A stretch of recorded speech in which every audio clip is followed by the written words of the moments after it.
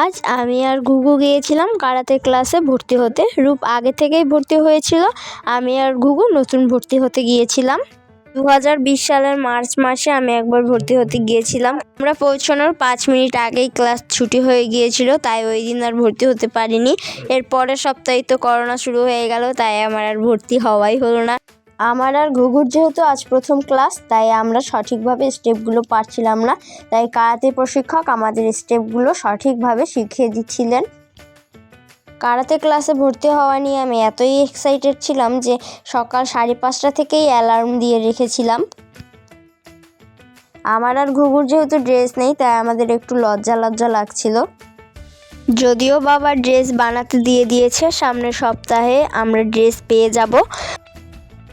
নিজের আত্মরক্ষার জন্য কারাতে শেখা খুবই জরুরি, তাই সবাই চেষ্টা করবেন কারাতে শেখার। তাহলে কোনো সমস্যা হলে নিজের আত্মরক্ষা নিজেই করতে পারবেন। আজ এখানেই শেষ করছি, বিদায়।